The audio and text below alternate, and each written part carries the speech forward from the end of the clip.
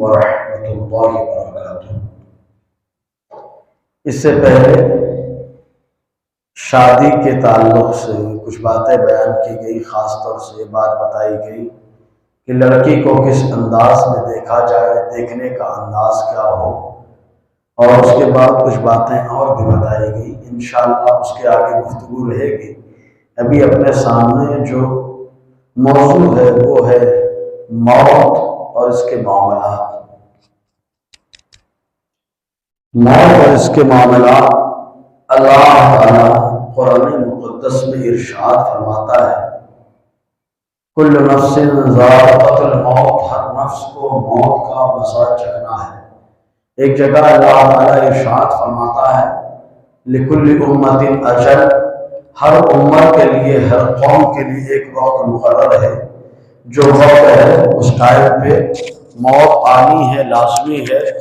موت جب آتی ہے تو کسی کو نہیں چھوڑتی ہے، اور موت کے آنے کا معاملہ یہ ایک ایسی حقیقت ہے جس حقیقت کا انکار کوئی بھی انسان نہیں کر سکتا، حتیٰ کہ غیر جو ایمان نہیں رکھتے، بے ایمان ہیں، ایمان ذرا بھی نہیں ہے ان کے اندر، وہ لوگ بھی جو ہے موت کا اقرار کرتے ہیں، اعتراف کرتے ہیں کہ ہر آدمی کو موت کا لقمہ بننا ہے، ہر آدمی کو موت کی آغوش میں جانا ہے، چاہے وہ پیسے والا آدمی ہو یا غریب آدمی ہو، چاہے مرد ہو چاہے عورت ہو، چاہے وہ وزیر ہو چاہے رعایا، ہر ایک کو موت کا مزہ چکھنا ہے، موت کی آغوش میں جانا ہے۔ لیکن اب یہاں پر غور کرنے کی بات ہے، جب موت حق ہے، سچ ہے، تو ہمارے پاس موت کی تیاریاں کتنی ہیں؟ کیا ہم نے موت کا سامنا کرنے کے لیے کچھ تیاری کی بھی ہے کہ نہیں کی ہے؟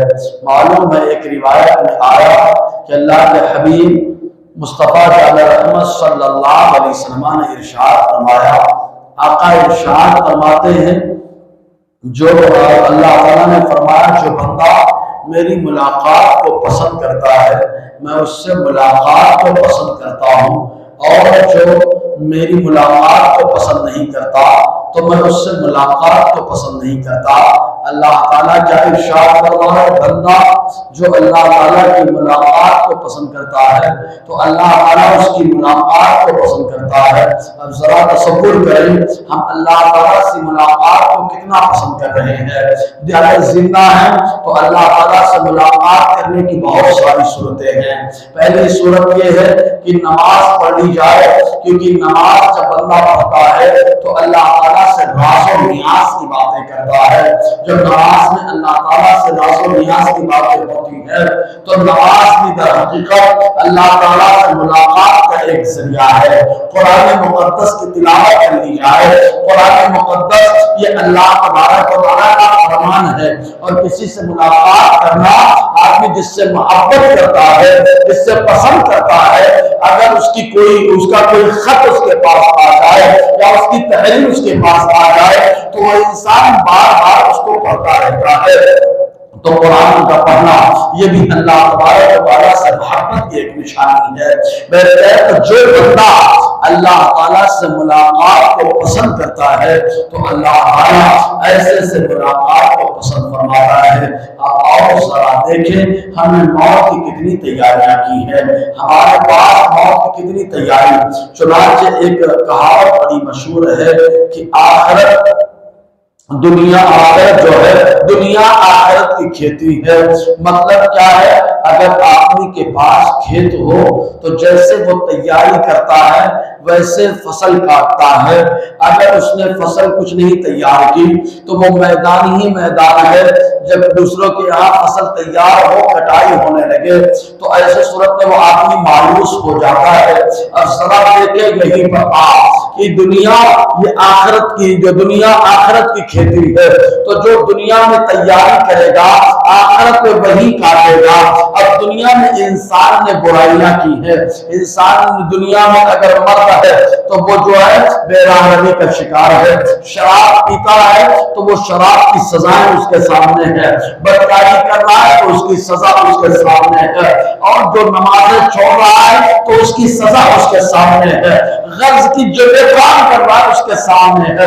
ایسے ہی عورت کا جب معاملہ آتا ہے، اگر عورت بے پردہ ہو جائے تو اس کی سزا اس کے لیے آخرت میں ہے. اور اگر نماز چھوڑ دے تو اس کی سزا اس کے سامنے ہے. غرض کی جو گناہ ہوگا اس کا معاملہ آخرت میں ہوگا. اس کے برعکس اگر کوئی بندہ نماز کا پابند ہے، کوئی بندہ ایمان لانے کے بعد تلاوت کا پابند ہے، کوئی بندہ اچھائیوں کا پابند ہے، تو آخرت میں اس کو اس کی اچھائیوں کا بدلہ ملے گا. تو اللہ تبارک و تعالیٰ آخرت میں ڈھیروں برکتیں عطا فرمائے گا. اب آؤ ذرا دیکھو موت کا منظر کیا ہوتا ہے. جب موت آتی ہے تو ایسی صورت میں انسان موت کی آغوش پر جب جانے لگتا ہے تو معاملہ کیا ہوتا ہے. تو پہلے میں آپ کو بتاتا چلوں میری ماں اور بہنوں کہ موت کا معاملہ کتنا سخت ہوتا ہے. اولاً تو جب موت آتی ہے تو انسان کے اوپر جب موت طاری ہوتی ہے، تکلیف ہوتی ہے، وہ آدمی جو ہے تکلیف کا احساس کرنے لگتا ہے، اس کو تکلیف کا احساس ہوتا ہے. اگر ایسے کسی چیز کی تکلیف ہو جائے، مان لیجئے بندہ کہیں سے جا رہا ہے، پاؤں میں کانٹا چبھ جائے تو خالی درد پاؤں میں ہوتا ہے اور زبان سے چلا کر آدمی مدد کے لیے پکار لیتا ہے. کہیں گر پڑا تو جہاں جس حصے میں چوٹ آئے خالی درد وہیں پر ہے، آدمی پکار لیتا ہے. لیکن معلوم ہے جب موت کا وقت آتا ہے تو جب روح نکلنے لگتی ہے تو بدن کے جتنے بھی حصے ہیں ہر حصے میں درد ہوتا ہے، ہر حصے میں تکلیف ہوتی ہے. ذرا سوچو خالی کانٹا چبھاتا پاؤں میں تو درد خالی پاؤں میں ہو رہا تھا، یہاں روح نکل رہی ہے بدن سے تو درد تو پورے بدن میں ہو رہا ہے. یہاں انسان کا معاملہ تو ایسا ہے کہ اے میری ماں اور بہنوں، آپ کے بدن کو، آپ کے وجود کو اللہ تعالیٰ نے صرف نازک بنایا ہے. اگر ایک بال کھینچا جائے تو حالت خراب ہو جاتی ہے. تو سوچے جب بدن سے روح نکالی جائے گی وہ منظر کتنا سخت ہوگا، وہ معاملہ کتنا ہولناک ہوگا کہ بدن سے آدمی پکار بھی نہیں سکتا ہے. بدن کے ایک ایک حصے پہ درد کا احساس ہوگا، بدن کا ایک ایک حصہ درد محسوس کر رہا ہوگا، روح نکل رہی ہوگی، درد کا احساس ایسا ہوگا. مزید یہ کہ اگر کوئی تکلیف دیتا ہے تو ہم مدد کے لیے، کوئی اور تکلیف ہو تو مدد کے لیے ہم دوسرے کو بلا لیتے ہیں کہ میری وہ مدد کر دے، مجھے میری آخر میرا سپورٹ کر دے. لیکن ذرا سوچو جب بدن سے روح نکلنے لگے گی تو انسان کی زبان سے اب مدد کے کلمات بھی نہیں نکلیں گے کیونکہ زبان کو بھی تکلیف ہو رہی ہے، وہاں سے بھی روح نکل رہی ہے اور آئے گا بھی تو کون مدد کر پائے گا. جاویدی کا معاملہ بڑا سخت ہوتا ہے. تو ذرا سوچے کہ روح نکلتی ہے تو کتنی تکلیف، بدن کے ایک ایک حصے میں تکلیف ہو رہی ہے. یہاں تو خالی گھٹنا ہوگا تو اٹھنے بیٹھنے میں تکلیف ہے، اگر کمر میں درد ہے تو جھکنے میں تکلیف ہے، سر میں درد ہے تو سوچنے میں تکلیف ہے، کام کرنے میں تکلیف ہے. لیکن ذرا سوچو آپ روح نکل رہی ہے تو تکلیف کتنی ہو رہی ہے، پورے بدن میں درد کا احساس ہو رہا ہے، پورا بدن درد کا احساس کر رہا ہے. تو ذرا سوچئے ایسے موقع پر اگر ہم نے اور آپ نے موت کی تیاری نہیں کی ہے تو کیا معاملہ ہوگا. مزید یہ کہ جب آدمی کو کوئی اور تکلیف ہوتی ہے اس کا دل کام کرتا ہے، اس کا دماغ کام کرتا ہے، دل دماغ کام کرتا ہے. جیسے ہی تکلیف ہوئی، کہا آدمی کو پھنسی ہو گئی تو دماغ نے فیصلہ کر دیا جا کے انجیکشن لگا لے، دوا لے لے، آرام ہو جائے گا. دل نے فیصلہ کر دیا یہ کام کر لے، آرام ہو جائے گا. لیکن جب روح نکلنے لگتی ہے تو دل بھی نہیں کام کرتا ہے، دماغ بھی نہیں کام کرتا ہے، عقل بھی نہیں چلتی ہے. تو ذرا سوچئے درد پورے بدن میں ہے، دماغ بھی نہیں کام کر رہا ہے اور دل بھی نہیں کام کر رہا ہے، زبان سے مدد کے کلمات بھی نہیں نکل رہے ہیں. سوچئے ذرا اگر موت کی تیاری نہ ہوگی تو کیا معاملہ ہوگا. اس کے برعکس اگر بندہ نیک کام کرتا ہے تو کیسا معاملہ ہوتا ہے. امام غزالی علیہ الرحمۃ نے ایک حکایت نقل فرمائی. وہ ارشاد فرماتے ہیں کہ ایک مرتبہ ملک الموت علیہ السلام جو ایک بزرگ کے پاس پہنچے، ایک اللہ کے نیک بندے کے پاس پہنچے، انسانی شکل میں گئے اور جانے کے بعد ان کے کان میں کہا جانتے ہو میں تم سے ایک راز کی بات کہنا چاہتا ہوں۔ کہا کیا راز کی بات کہنا چاہتے ہو؟ تو وہاں ملک الموت علیہ السلام نے کہا کہ میں موت کا فرشتہ ہوں، مجھے ملک الموت کہا جاتا ہے، میں موت کا فرشتہ ہوں۔ اتنا سنا تو وہ خوش ہو گئے اللہ کے نیک بندے۔ انہوں نے کہا میں تو کافی دنوں سے آپ کی ملاقات کا خواہش مند تھا، آج سے ملاقات ہو رہی ہے، حالانکہ کوئی خالی اتنا سن لے کہ آپ کی موت قریب ہے گھبرا جاتا ہے، کوئی یہ سن لے کہ یہ جو بیماری ہوئی ہے اسی میں موت واقع ہو جائے گی، انسان گھبرا جاتا ہے۔ لیکن ذرا سوچے میری ماں اور بہنوں، ذرا سے ہم کو معلوم پڑ جائے کہ موت کا وقت قریب آ رہا ہے، گھبراہٹ کا عالم میں اضافہ ہو جاتا ہے۔ لیکن ملک الموت نے ان سے کہا کہ میں موت کا فرشتہ ہوں، تو انہوں نے کیا کہا؟ ہاں میں تمہارا انتظار کر رہا ہوں، میں تم سے ملاقات کرنا چاہتا تھا، آج ملاقات ہو گئی۔ ملک الموت علیہ السلام نے کہا جانتے ہوئے کب آتا ہوں؟ انہوں نے کہا آپ اس وقت آتے ہو جب آدمی کا غم دنیا سے پورا ہو جائے۔ تو کہا پھر بھی گھبراہٹ نہیں ہے؟ کہا میرے اندر گھبراہٹ کیسے آئے؟ اس لیے کہ موت ہی اللہ تعالیٰ سے ملاقات کا ذریعہ ہے، اور جو رب سے ملاقات کا ذریعہ ہو میں اسے ناپسند نہیں کرتا، میں اس کو پسند کرتا ہوں۔ ایسے ہی لوگوں کے بارے میں حدیث میں آیا کہ حضور نے فرمایا جو اللہ کی ملاقات کو پسند کرتے ہیں تو اللہ تعالیٰ ان سے ملاقات کو پسند کرتا ہے۔ تو میری ماں بہنوں ذرا سوچو، ہم تو ذرا بھی موت سے ایسے غافل ہیں کہ موت کی ذرہ برابر بھی تیاری نہیں ہے۔ موت جس کا آنا حق ہے ہم نے اس کی ذرا بھی تیاری نہیں کی ہے۔ حضرت علی کرم اللہ تعالی وجہ الکریم ارشاد فرماتے ہیں وہ بندہ توبہ میں دیری کرتا ہے جس کو معلوم ہو ابھی وقت نہیں آیا ہے میرا، ابھی موت کا وقت نہیں ہے، لیکن ذرا سوچو ہم لوگوں کو تو یہ بھی معلوم نہیں ہے کہ یہ جو سانس آ رہی ہے کیا یہ آخری سانس بھی تو ہو سکتی ہے، یہ جو دن گزر رہا ہے یہ دن آخری بھی تو ہو سکتا ہے، یہ جو رات آ رہی ہے یہ رات آخری بھی تو ہو سکتی ہے۔ آج انسان بولتا ہے ابھی میں جوان ہوں، ابھی میں جوان ہوں، نیکی کرنے کا وقت نہیں آیا۔ اگر ماں بہنوں سے پوچھا جائے تو وہ بھی یہ جواب دیں گی ابھی جوان ہے، ابھی کام کرنے کا وقت نہیں آیا، نیکیاں کمانے کا وقت نہیں آیا۔ اے میری ماں بہنوں، یہ جملہ وہ بولے جس کو معلوم ہے عمر زیادہ ہوگی، ہم کو تو یہ بھی نہیں معلوم ہے کہ یہ دن ہمارا آخری ہوگا یا یہ رات ہماری آخری ہوگی۔ ایک صحابی ہے جن کا نام عبداللہ ابن عمر رضی اللہ تعالی عنہ ہے، یہ حضرت عمر رضی اللہ تعالی عنہ کے بیٹے ہیں، مجاہد مجتہدین صحابہ میں سے ہے، بڑا مقام ہے ان کا عبداللہ ابن عمر کا۔ یہ خود فرماتے ہیں جب تک میری شادی نہیں ہوئی تھی میں اعتکاف کی نیت کر کے مسجد میں جا کے رات میں سویا کرتا تھا، رات میں جب دل کرتا عبادت کرتا اور جب تک دل کرتا عبادت کرتا اس کے بعد وہیں پر آرام کر لیتا۔ یہ عبداللہ ابن عمر رضی اللہ تعالی عنہما فرماتے ہیں اگر سویرا ہو گیا تو شام کی امید مت رکھو، اور اگر شام ہو گئی تو سویرے کی امید مت رکھو، اس لیے کہ معلوم نہیں رب کی طرف سے کب حکم آ جائے، جب ملک الموت علیہ السلام آئے اور بدن سے روح نکال کر لے کر کے چلے جائے۔ اے میری ماں اور بہنوں، موت کا جب وقت آتا ہے تو بڑی تکلیف ہوتی ہے، بڑا درد ہوتا ہے۔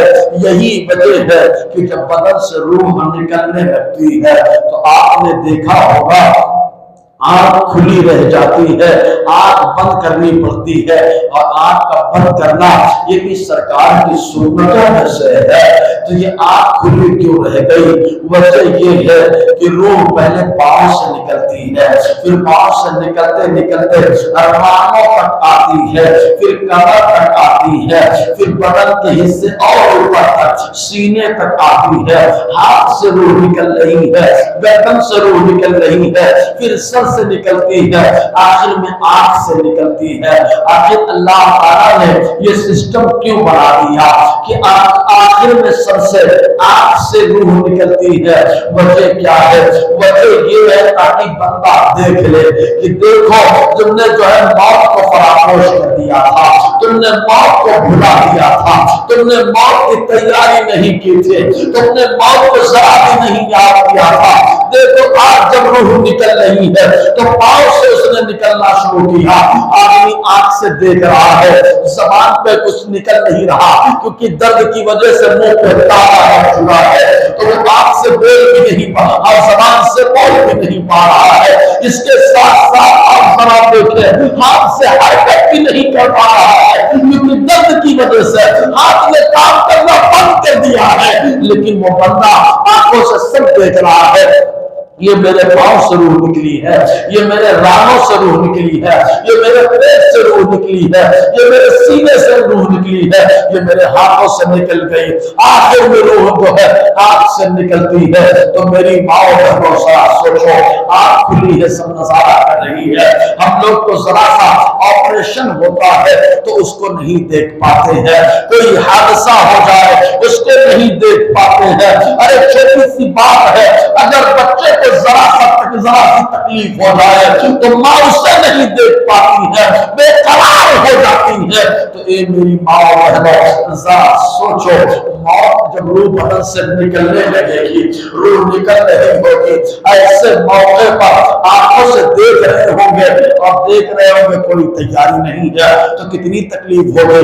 लेकिन अगर तैयारी है, नेक काम किया है, नमाजों की पाबंदी की है, रोजे की पाबंदी की है, तिलावतों का एहतमाम किया है, तौबा इस्तिग़फ़ार किया है, किसी को सताया नहीं है, शौहर का हक अदा किया है और घर वालों में किसी से ज़बान दराज़ी नहीं की है, किसी को परेशान नहीं किया, तो अब बदन से जब रूह निकलेगी तो ऐसा महसूस होगा कि जैसे आटे में से बाल निकाला जा रहा है कि महसूस भी नहीं होता, फौरन निकल जाता है। लेकिन अगर बुराइयों का इर्तिकाब हो रहा है तो ऐसी सूरत में अब बुराइयां क्या, जैसे बेपर्दगी हो रही है, बुराइयां क्या जैसे गाली गलौज हो रही है, बुराइयां क्या शौहर को परेशान किया जा रहा है, ये बुराइयां क्या सास अपनी बहू को कब्र को और मौत को भूल करके परेशान कर रही है, या बहू अपनी सास को बिला वजह अज़ियत दे रही है।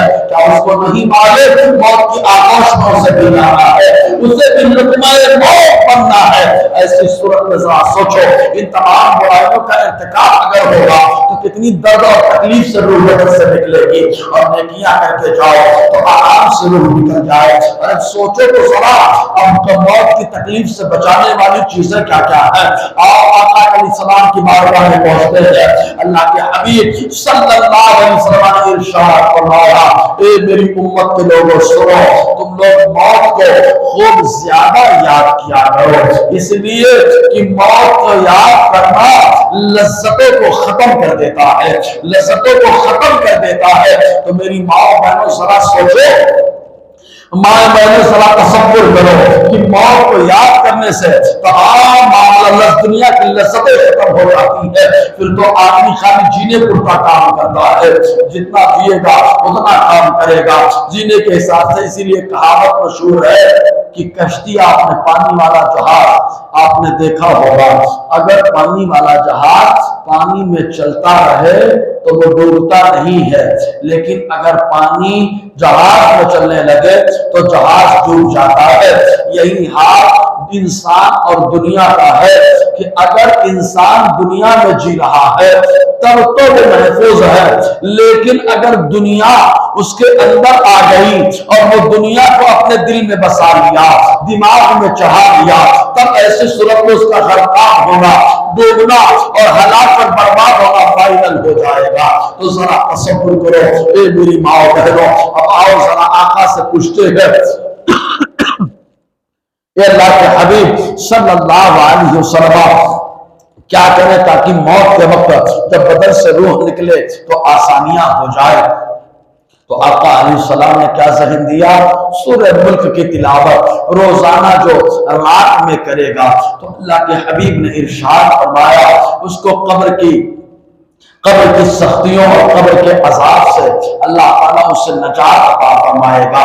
یہ وہی سورہ ملک ہے کہ ایک صحابی آقا علیہ السلام کی بارگاہ میں آئے، سورہ ملک یعنی 29ویں پارے کی جب شروع کی جو سورت ہے تبارک الذی جس کو کہتے ہیں، حضور صلی اللہ علیہ وسلم کی بارگاہ میں وہ صحابی آئے اور آنے کے بعد انہوں نے عرض کیا، اے اللہ کے حبیب صلی اللہ علیہ وسلم میں سفر کر رہا تھا، سفر کرتے کرتے میں تھک گیا اور ایک جگہ اونچی جگہ دیکھی اور دیکھنے کے بعد میں نے وہیں چٹائی بچھا دی، اس اونچی چیز پہ میں نے ٹیک لگا کے آرام کر لیا، تو کیا سنتا ہوں اندر کوئی سورہ ملک کی تلاوت کر رہا ہے۔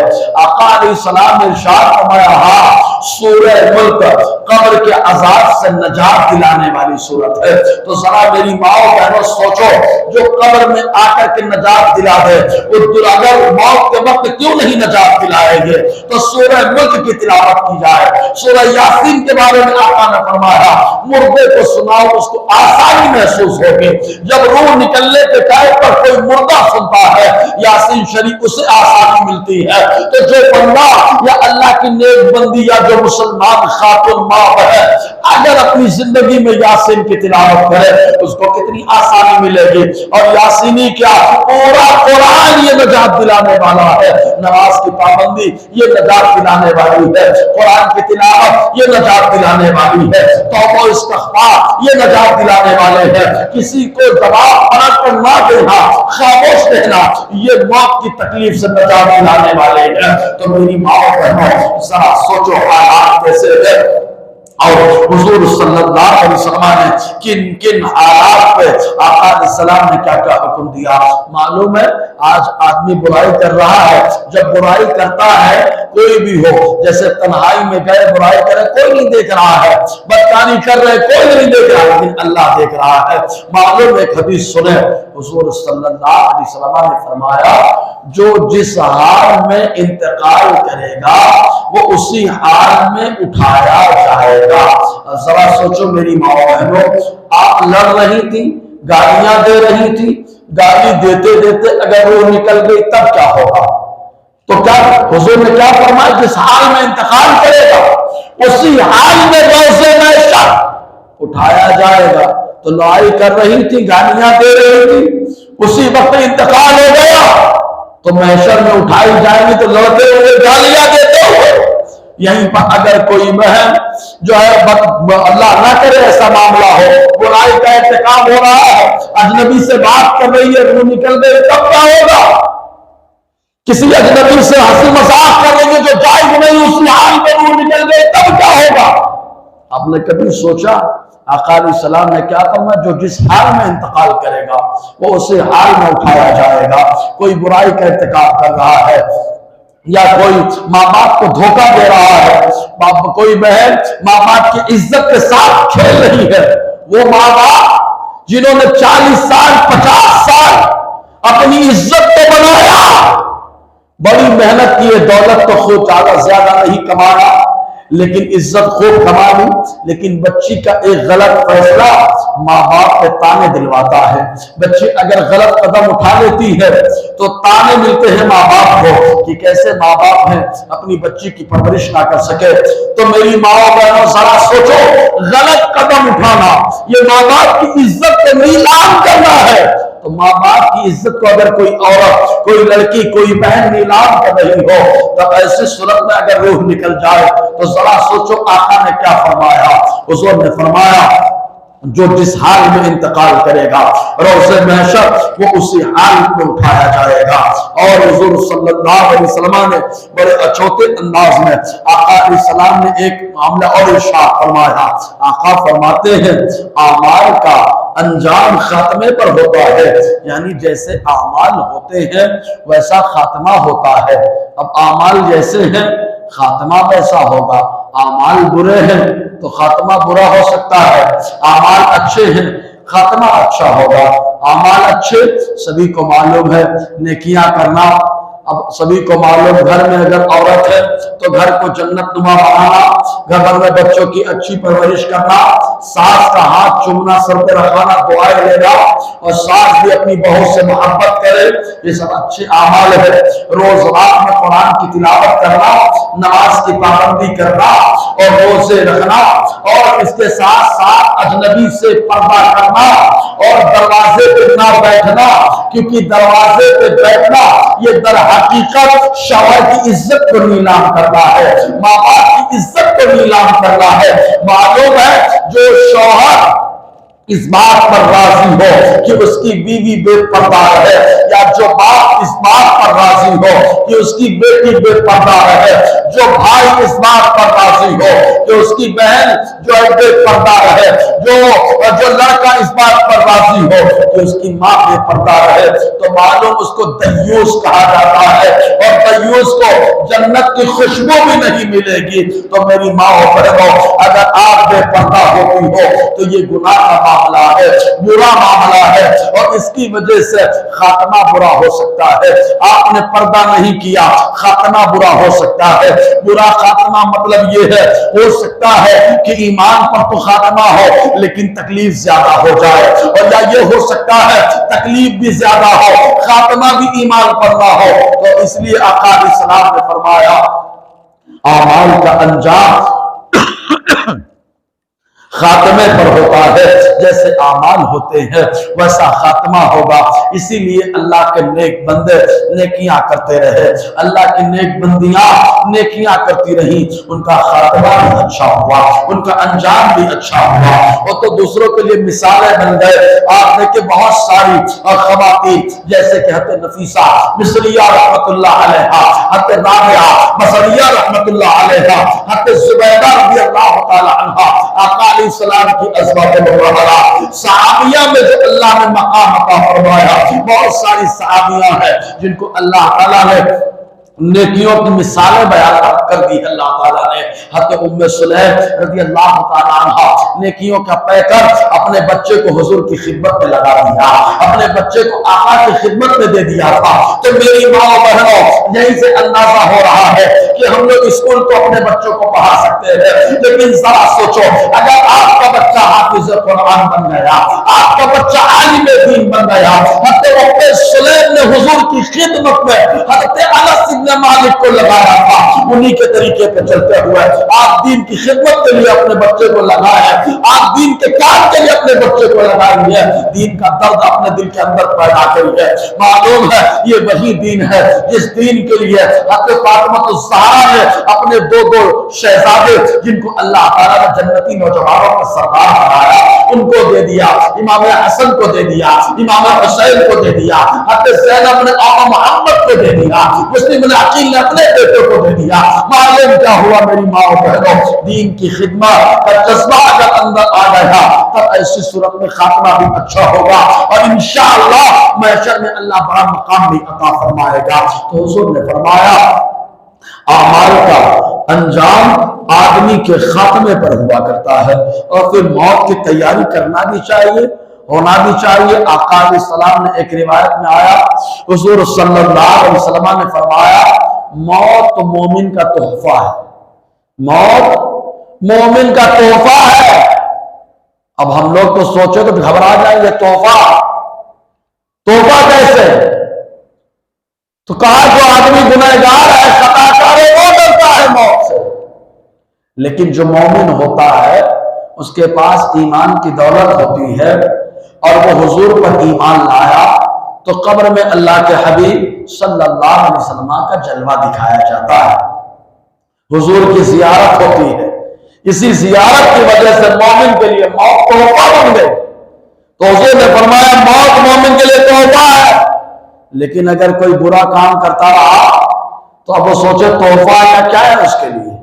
پھر مزید یہ کہ آقا علیہ السلام نے کیا فرمایا، دنیا مومن کے لیے قید خانہ ہے، کافر کے لیے جنت ہے، اور قید خانے سے آزاد ہونا یہ بھی تو تحفہ ہے۔ تو موت مومن کے لیے تحفہ ہے، مطلب اس لیے کہ مومن ایمان والا جب تک دنیا میں رہا قید میں رہا، اور جیسے ہی بدن سے روح نکل گئی فوراً اللہ نے اس کو جنت کی سیر عطا فرمائی۔ اس اعتبار سے اس کے لیے تحفہ ہو گئی موت۔ تو میری ماں بہنوں جیسی تیاری ہوگی، جیسے معاملات ہوں گے، جیسے اعمال ہوں گے، ویسے آدمی کو سکون ملے گا۔ اور یاد رکھو میری ماں بہنوں، اگر روح نکلنے کا معاملہ اچھا ہو گیا تو قبر کا معاملہ آسان ہوگا، قبر کا معاملہ آسان ہو گیا، پرسرات کا معاملہ آسان ہوگا، پرسرات کا معاملہ آسان ہو گیا، محشر کا معاملہ اچھا ہوگا، وہاں کا معاملہ تو فیصلہ ہوگا۔ تو میری ماں و بہنوں، اعمال جو ہے ان کا انسان کے خاتمے پہ بڑا اثر ڈالتے ہیں اعمال۔ تو اعمال اچھے ہوں۔ ایک حدیث پاک میں آیا، حضور صلی اللہ علیہ وسلم نے ارشاد فرمایا موت کو روزانہ یاد کیا کرو، روزانہ کم سے کم 20 مرتبہ موت کو یاد کرو۔ آقا دو جہاں صلی اللہ علیہ وسلم ارشاد فرماتے ہیں جو موت کو روزانہ 20 مرتبہ یاد کرتا ہے اللہ تبارک و تعالی اس کا حشر شہیدوں کی جماعت میں فرمائے گا۔ اور شہید ان کی شان یہ ہے کہ وہ تو اللہ کی جنت میں بھی رہیں تو رب پوچھے اے شہیدو یہ بتاؤ کیا تم نے ساری نعمتیں جنت میں پا لی؟ شہید کہے گا اے اللہ ہم کو سب نعمت مل گئی ہے، ہر نعمت ہے، لیکن ایک نعمت کی کمی ہے، وہ یہ ہے کہ تیری راہ میں گردن کٹانے کا مزہ جو دنیا میں ملا تھا وہ مزہ ابھی نہیں مل رہا ہے۔ ذرا سوچو میری ماں بہنوں، روزانہ جو 20 مرتبہ اگر موت کو کوئی یاد کرے تو اس کا حشر شہیدوں کی جماعت میں ہوگا۔ سوچو ہم نے کتنی بار موت کو یاد کیا، اٹھے تو یاد کیا کہ نہیں یاد کیا، اب جب بیٹھے تو یاد کیا کہ نہیں یاد کیا، کھانا پکانے کے لیے گئے موت کو یاد کیا کہ نہیں یاد کیا، بچوں کو تیار کیا اسکول کے لیے تو موت کو یاد کیا کہ نہیں یاد کیا، شوہر کو ناشتہ دیا یاد کیا کہ نہیں یاد کیا۔ آج اگر موت کو یاد کیا جائے تو گھر میں ایک دم سکون کا ماحول ہو جائے گا، کیونکہ معلوم ہے اگر برا کریں گے تو موت کب آ جائے اور کب ہمارے ساتھ معاملہ برا ہونے لگے۔ تو میری ماں جو روزانہ 20 مرتبہ موت کو یاد کرے گا وہ نماز فجر بھی پڑھے گا، وہ نماز اشراق اور چاشت بھی پڑھے گا، وہ ظہر بھی پڑھے گا، وہ عصر بھی پڑھے گا، وہ مغرب بھی پڑھے گا اور عشاء بھی پڑھے گا۔ تو میں ایک واقعہ بتا رہا تھا ادھورا رہ گیا، وہ واقعہ یہ کہ اللہ کے ایک نیک بندے کے بعد امام غزالی نے جو لکھا ملک الموت آئے اور آنے کے بعد ان کے کان میں کہا میں تم سے ایک راز کی بات بتاؤں؟ کہا ہاں بتائیے۔ تو انہوں نے کہا میں ملک الموت ہوں، موت کا فرشتہ۔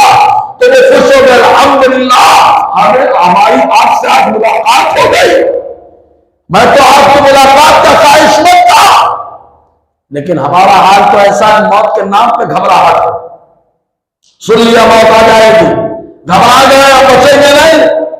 ارے انسان کون ہوتا ہے بتانے والا کہ موت کب آئے گی؟ موت کا معاملہ تو میرا اللہ جانتا ہے، اور اللہ کے آقا سے رسول اللہ جانتے ہیں، رسول اللہ کے فیضان سے اللہ کے نیک بندے جانتے ہیں۔ تو جیسے ہی کہا بڑی خوشی ہوئی، میں تو آپ کی ملاقات کا خواہش مند رہا کرتا تھا، آج آپ سے ملاقات ہو گئی۔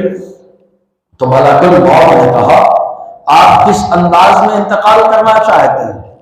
انہوں نے کہا جیسے آپ چاہیں میں ہر طریقے سے تیار ہوں۔ کہا کوئی تو خواہش ہوگی، کوئی طریقہ اپنا لیجیے، ہم کو تو موت کا فرشتہ موقع بھی نہیں دیتا، ہم جس حال میں اسے آگے روکن سکل نہیں جاتی ہے، لیکن واہ اللہ کے نیک بندے۔ اور میری ماں بہنوں ہم بھی نیک بن سکتے ہیں، ہم بھی نیک بن سکتے ہیں، ہم سے بھی پرمیشن لے سکتا ہے اگر اللہ کی بارگاہ میں مقبول ہو گئے تب، اللہ نے اپنا محبوب بنا لیا تب، اللہ نے اپنی بارگاہ کا نیک بندہ بنا دیا تب۔ تب हमसे भी परमिशन लिया जा सकता है। तो मलकुल मौत ने कहा कोई तो हालत होगी जो आपको पसंद होगी। कहा मुझे एक ही हालत पसंद है।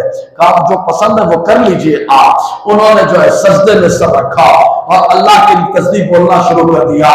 मलकुल मौत ने रूह कब्ज कर लिया। और सोचो मेरी माँ बहनों, परमिशन मलकुल मौत ने दे दी कि जाओ सजदे की हालत में। अब वो सजदे में आए, हदीस में क्या आया, आका ने फरमाया जो जिस हाल में इंतकाल करेगा वो उसी हाल में उठेगा। क्या नसीबा है उनका कि सजदे में इंतकाल हो रहा है, सजदे में जब आएंगे महशर में सजदे में होंगे तो जो मौत को याद करेगा, मेरी माँ बहनों, वो नमाजों का पाबंद होगा। उसको मालूम है कि आखिरी सांस भी हो सकती है, तो क्यों ना नमाज पढ़ी जाए। और नमाज पढ़ने के बाद जो है उसी हालत में अगर मौत आ जाए तो क्या कहना है। तो जो रोजाना 20 मरतबा मौत को याद करेगा तो वो नेकियां खूब करेगा। हजरत उमर रज़ी अल्लाह तआला अन्हु जो हुजूर की बारगाह में भी बड़े मकबूल हैं और अल्लाह की बारगाह में बड़े मकबूल हजरत उमर, क्योंकि अल्लाह ताला ने हजरत उमर को सलाम भेजा है। हजरत उमर से अल्लाह ताला ने कहा जिब्राइल जाओ मेरे महबूब से कह दो कि उमर से कह दे उमर अल्लाह से राजी हो जाओ, क्योंकि अल्लाह उमर तुमसे राजी हो चुका है। तो अल्लाह उमर से राजी हो चुका है, अल्लाह ताला फरमाता है उमर तुम में राजी हो जाओ। एक रिवायत में आका अलैहि सलाम ने फरमाया कि अल्लाह ताला फरमाता है उमर का गुस्सा, उमर का गजब अल्लाह का गजब है, उमर की मोहब्बत अल्लाह की मोहब्बत है। मतलब वो मोहब्बत करते हैं तो अल्लाह के लिए करते हैं, नफरत करते हैं तो अल्लाह के लिए करते हैं। तो मेरी माँ बहनों, अपनी जात के लिए नफरत करना ये कमाल नहीं है, अल्लाह के लिए नफरत करना ये कमाल है। अपनी जात के लिए मोहब्बत करना ये कमाल नहीं है, अल्लाह की खुशी के लिए मोहब्बत करना ये कमाल है। तो वो उमर रज़ी अल्लाह तआला अन्हु जितने पाए के हैं, आका अलैहि सलाम ने फरमाया जो बहुत सारे लोग मशवरा देते हैं लेकिन मेरा उमर मशवरा देता है तो कुरान नाज़िल हो जाता है, कुरान उतर जाता है। हजरत उमर ने एक खादिम रखा था और उस खादिम को हुक्म दिया था कि तुम रोजाना मुझे मौत को याद दिलाया करो, मेरे सामने मौत का जिक्र किया करो। जरा सोचो मेरी माँ बहनों, क्यों रखा तो उमर में मौत को याद दिलाने वाला खादिम? वजह क्या है? इसलिए कि ताकि जो बंदा मौत को याद रखता है वो बंदा इंसाफ करता है, जो बंदा मौत को याद करता है वो नेकियां करता है, जो बंदा मौत को याद करता है वो तौबा करता है, जो बंदा मौत को याद करता है वो अल्लाह की बारगाह में आंसू बहाता है, जो बंदा मौत को याद रखता है वो अल्लाह ताला के लिए हर वक्त अच्छाइयां करता रहता है, क्योंकि मौत के लिए आपने मुकर्रर कर दिया था उस खातिम को मौत याद दिलाने के लिए। लेकिन एक वक्त आया कि जब हज़रत उमर रज़ी अल्लाह तआला अन्हु के बाल सफेद हो गए। जो बाल सफेद होते हैं तो इस पे बता दो मेरी माँ बहनों, कभी कभी बाल सफेद हो जाते हैं तो औरतें टेंशन में रहती हैं, बूढ़ी हो गई ये हो गई तो ये काला कलर चालू हो जाता है। अरे काला कलर लगाना हराम है, लगाना है तो मेहंदी लगाओ। पहले बाल सफेद नहीं होते थे, हमेशा काले ही होते थे।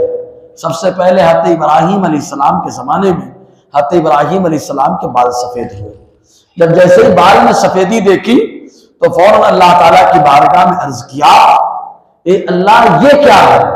अल्लाह ताला ने फरमाया ये ईमान वाले का वक़ार है, जिसके पास ईमान है उसका ये वक़ार है, ये सफेदी। हज़रत इब्राहिम अलैहिस्सलाम दुआ करते हैं अल्लाहुम्मा ज़िदनी वक़ारा, ए अल्लाह ये सफेद बाल मोमिन का वक़ार है तो मेरे वक़ार में, मेरी इज्जत में इजाफा फरमा दे।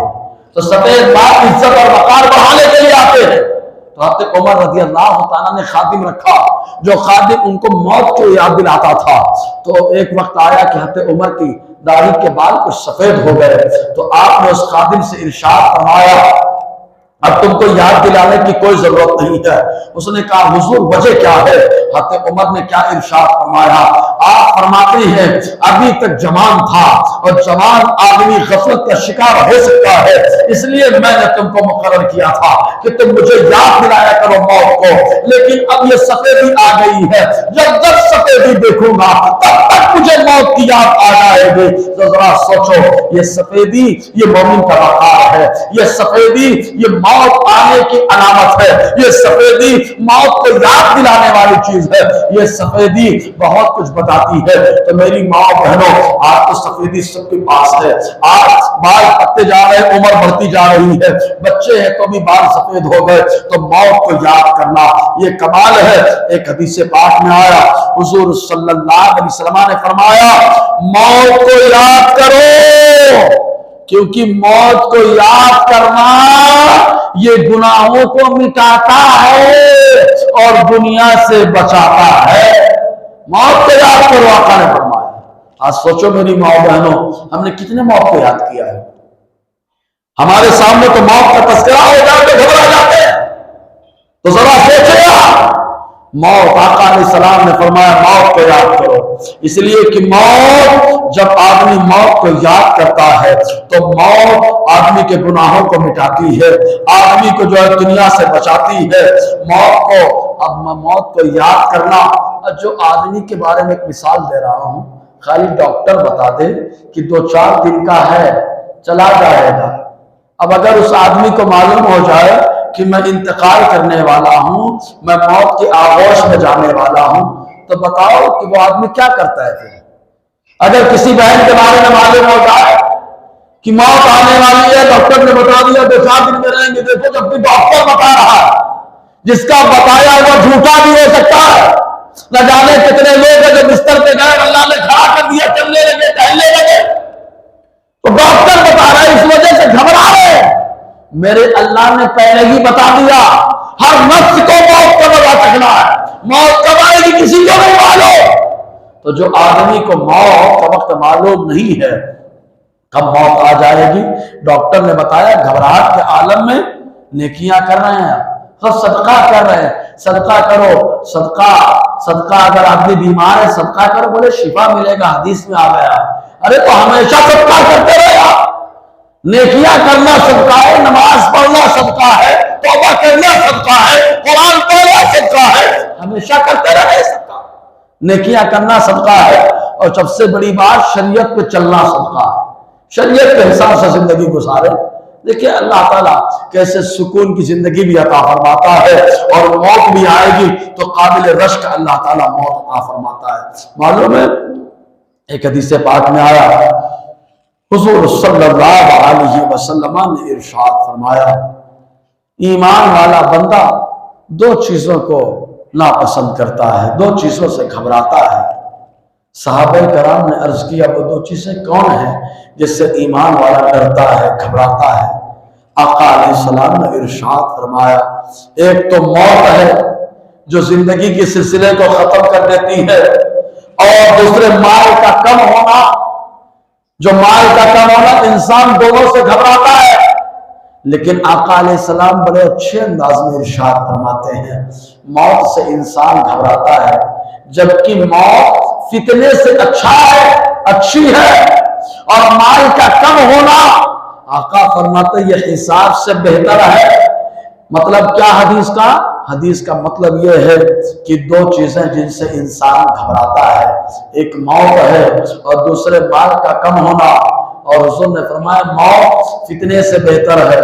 مطلب کبھی کبھی فتنہ ہوتا ہے, آدمی کے ایمان کا خطرہ ہے, آدمی ایمان بیچ سکتا ہے, آدمی کفر کر سکتا ہے, آدمی شرک کر سکتا ہے, آدمی کنٹینیو کسی نہ کسی فتنے میں مبتلا ہو سکتا ہے. تو اس سے بہتر یہ ہے کہ موت آ جائے, اور کم مال ہونا یہ حساب سے بہتر ہے. یعنی روز محشر پائی کا حساب دینا پڑے گا, روز محشر ایک سانس کا حساب دینا پڑے گا, روز محشر ایک گھڑی کا حساب دینا پڑے گا. تو آدمی کہاں سے حساب دے پائے گا؟ ہر سانس پہ, ایک سانس پہ تو نے کیا کیا تھا, یہ جو تو سانس لے رہا ہے کیوں لے رہا ہے, یہ سانس چھوڑا کیوں چھوڑ رہا ہے؟ تو نمازی کہے گا مولا سانس لیا تو نماز پڑھتے ہوئے, سانس چھوڑا تو نماز پڑھتے ہوئے. تلاوت کرنے والا کہے گا مولا تلاوت کر رہا تھا, سانس لے رہا تھا, سانس چھوڑ رہا تھا. اور اس کے علاوہ نیکیاں کرنے والا, نیکیاں کی باتیں کرنے والا, شریعت پر عمل کرنے والا کہے گا مولا سانس لے رہا تھا تیرے دین کے لیے, سانس چھوڑ رہا تھا تیرے دین کے لیے. اور جو برائیاں کر رہا ہے وہ کیا بولے گا؟ وہاں تو ساری مخلوق موجود ہوگی, ابا وہاں پر ہے، اماں وہاں پر ہے، پیغمبر وہاں پر ہے، ولی وہاں پر ہے، سب کے سامنے بھانڈے پھوڑے جائیں گے تو وہاں پر ایک حساب ہوگا۔ تو آقا نے فرمایا مال کا کم ہونا حساب سے بہتر ہے۔ تو موت کو یاد کرے، آقا علیہ السلام نے فرمایا موت کی یاد آدمی کی لذت کو ختم کر دیتی ہے، موت کی یاد انسان کو بہت کچھ جو ہے کروا دیتی ہے۔ ایک حدیث میں اسی لیے آقا علیہ السلام نے فرمایا تم میں سب سے زیادہ عقل مند وہ ہے جو موت کو زیادہ یاد کرتا ہو۔ آج ہماری ماں سے پوچھو، ہماری بہن سے پوچھو، ہمارے گھر کی خواتین سے پوچھو، ہمارے بھائی بھیا سے پوچھو، ہمارے دوستوں سے پوچھو، ہر کوئی بولے گا میں عقل مند، میں عقل مند، میرا دماغ بہت تیز ہے، میری عقل بہت تیز ہے۔ اے میری ماں بہنوں، آقا علیہ السلام کیا فرما رہے ہیں؟ عقل مند وہ نہیں ہے جس کا دماغ تیز چلتا ہو، عقل مند وہ نہیں ہے جو اپنے دماغ کا استعمال کر کے دنیا بنا رہا ہو، عقل مند وہ نہیں ہے جو اپنے دماغ کا استعمال کر کے برائیوں پر برائیاں کر رہا ہو، گناہ پر گناہ کر رہا ہو۔ آقا نے فرمایا تم میں عقل مند وہ ہے جو موت کو زیادہ یاد کرتا ہو۔ تو موت کو زیادہ یاد کرنا یہ عقل مندی کی نشانی ہے۔ تو عقل زیادہ ہے تو موت کو خوب یاد کرو، عقل زیادہ ہے موت کو خوب یاد کرو۔ اور اے میری ماں بہنوں سنیں، معاملہ ایسا ہوتا ہے کہ کبھی کبھی ہم کو پتہ بھی نہیں ہوتا بھی ہے، بولے ابھی تو مجھ سے بات کر رہی تھی، ابھی انتقال ہو گیا ان کا، ابھی انتقال ہو گیا، بات کرتے کرتے انتقال ہو گیا۔ تو میری ماں بہنوں سنو، موت کا وقت مقرر ہے، جگہ بھی مقرر ہے، جہاں پہ انسان جائے گا، جو موت کا وقت ہے، جہاں موت آنی ہے وہاں ہر حال میں انسان پہنچ جائے گا۔ امام غزالی علیہ رحمت و رضوان نے کئی حکایتیں نقل فرمائی۔ ایک واقعہ تفسیر کبیر کے اندر بھی ہے، امام غزالی نے بھی لکھا ہے۔ وہ واقعہ یہ تھا کہ حضرت سلیمان علیہ السلام کی مجلس لگا کرتی تھی۔ یہ اللہ کے پیغمبر ہیں، اللہ تبارک و تعالی کی بارگاہ میں بڑے مقبول ہیں، اللہ نے ان کو بادشاہ بھی بنایا، اور ان کا معاملہ ایسا کہ کھٹولے پہ بیٹھ جاتے تو ہوائیں اڑا کر کے لے چلتی تھی، پرندے آ کر کے بولتے تھے۔ معلوم ان کا معاملہ تو ایسا کہ چونٹی بھی اگر بولتی ہے تو حضرت سلیمان علیہ السلام سن کر کے مسکرا دیتے ہیں۔ یہ معاملہ ایک پیغمبر کا، حضرت سلیمان علیہ السلام کا۔ تو ان کی مجلس لگی ہے، ان کا دیوان سجا ہے۔ وہیں پر ایک شخص تھا، ملک الموت علیہ السلام وہاں پر آئے، اور آنے کے بعد اس شخص کو بڑے غور سے دیکھا گھور کر کے۔ تو جیسے ہی گھور کر دیکھنا شروع کر دیا، وہ آدمی گھبرا گیا، اور گھبراہٹ کے عالم میں جب مجلس ختم ہو گئی، حضرت ملک الموت علیہ السلام، موت کے فرشتے جب وہ چلے گئے تو اس شخص نے حضرت سلیمان علیہ السلام سے کہا کہ یہ کون آدمی تھا جو مجھے اتنا گھور کر کے دیکھ رہا تھا؟ وجہ کیا تھی؟ کیوں اتنا گھور کر کے مجھے دیکھ رہا تھا؟ تو حضرت سلیمان علیہ السلام نے اس سے کہا کہ کیا تمہاری کوئی خواہش ہے؟ کہا مجھ سے وہ گھور کر دیکھ رہا تھا تو میرے اندر بڑی گھبراہٹ پیدا ہو گئی۔ موت کا فرشتہ اگر گھور کر دے دے تو گھبراہٹ کتنی؟ دیکھو موت سے بچنے کے لیے کہا جا رہا۔ اس نے کہا میری خواہش ہے کہ ہوائیں آپ کے فرمان کے مطابق چلتی ہیں، لہٰذا آپ ہوا کو حکم دے دو، ہوا مجھے ان سے کہیں دور لے جا کر کے پہنچا دے۔ چنانچہ حضرت سلیمان علیہ السلام نے حکم دے دیا، ہوا ان کو اڑا کر کے ہندوستان کی سرزمین پر لائی۔ اس کے بعد ملک الموت علیہ السلام جب آئے حضرت سلیمان علیہ السلام کے پاس، تو حضرت ملک الموت علیہ السلام سے حضرت سلیمان علیہ السلام نے پوچھا آپ انہیں گھور کر کے کیوں دیکھ رہے ہیں؟ تو حضرت ملک الموت نے کہا وہ آپ کی محفل میں یہ ملک شام میں بیٹھے ہوئے تھے، اور اللہ تبارک و تعالیٰ نے تھوڑی دیر کے بعد مجھے حکم دے دیا کہ میں ان کی روح جا کر کے جو ہے ہندوستان میں نکالو، تو وہ یہاں موجود تھے، اس لیے میں گھور کر کے دیکھ رہا تھا، اس لیے میں گھور رہا تھا۔ تو میری ماں و بہنوں ذرا سوچو، حضرت ملک الموت آئے ہندوستان، روح قبض کر کے چلے گئے۔ موت سے کوئی بچ نہیں پاتا، موت آ کر کے رہتی ہے۔ جب آنا ہے ایک ایسی حقیقت ہے کہ کوئی انکار نہیں کر سکتا ہے، تو وہ کام کرے جس سے راحت محسوس ہو، وہ کام کرے جس سے سکون ملے، وہ کام کرے اس سے آرام اور چین ملے۔ اتنی دنیا میں موتیں ہوتی ہے، حضرت ملک الموت علیہ السلام یا تو سب کی روحوں کو بلا کر کے روح قبض کر لیتے ہیں، یا جیسے دسترخوان ہے اس پہ تمام انسان کا معاملہ جمع ہے، وہیں پر سب کی روح قبض کرتے ہیں۔ تو موت کا آنا حقیقی ہے، اس سے انکار نہیں کیا جا سکتا، ہر کوئی کو موت آئے گی، تو موت کی تیاری کریں۔ اللہ تبارک و تعالیٰ کہنے سننے سے زیادہ ہم لوگوں کو عمل کی توفیق عطا فرمائے۔ دوران بیان غیر شرعی کلمات نکلے ہوں تو میں توبہ کرتا ہوں، استغفر اللہ ربی بزماتو بلے، اشہد ان لا الہ الا اللہ و اشہد ان محمد عبدہ و رسولہ۔ دعا ہے